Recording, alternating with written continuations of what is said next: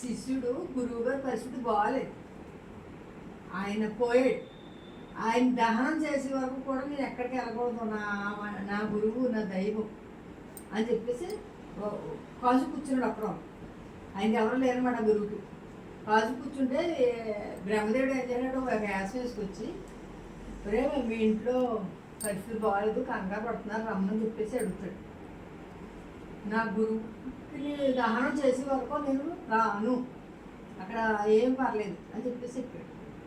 మళ్ళీ విష్ణుమూర్తి మళ్ళీ ఆశీర్వదించి మళ్ళీ అడిగాడు అదే మాట. అయినా సరే రాను. ఏసాడు వచ్చి అడిగాడు, అయినా సరే వెళ్ళలేదు, ఇంటికి కంగారు పడి వెళ్ళలేదు.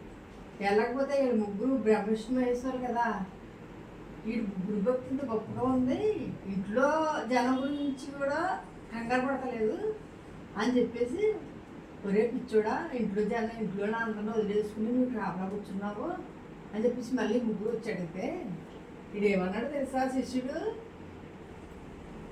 గురు బ్రహ్మ గురు విష్ణు గురుదేవో మహేశ్వర పరబ్రహ్మ అని చెప్పేసి ప్రార్థన చెప్పాడు.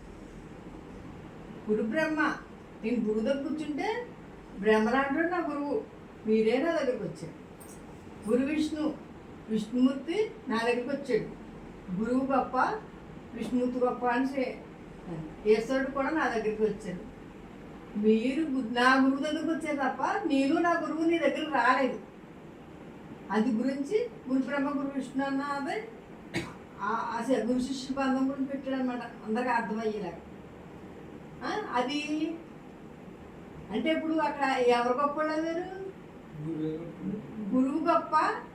నా గురువు బ్రహ్మ అంటే గురువు ఫస్ట్ వచ్చి తర్వాత బ్రహ్మ వచ్చింది, గురు విష్ణు అంటే తర్వాత విష్ణుమూర్తి వచ్చింది గురువు తర్వాతే.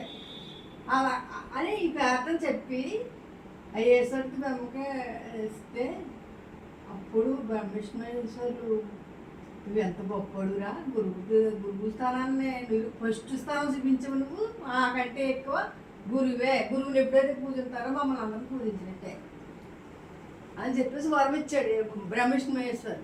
అందు గురించి మనం ఇలా బ్రతుకుతున్నాం అంటే కొన్ని తెలివితేటల వరకు చెప్పు మనం ఇలా బ్రతుకుతున్నామంటే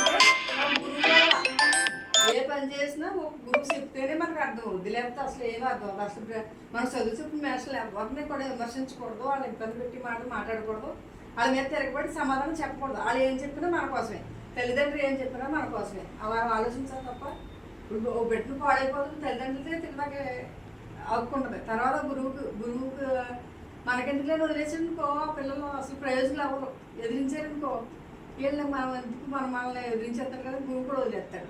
అందు గురించి గురువుని ఎలా పూజిస్తామో తల్లిదండ్రులు కూడా అలా పూజించాలని చెప్పేసి అక్కడ బ్రహ్మవిష్ణు మహేశ్వరులు ఆగిపోయారు, ఆ గురువుని శిష్యుని చూసి.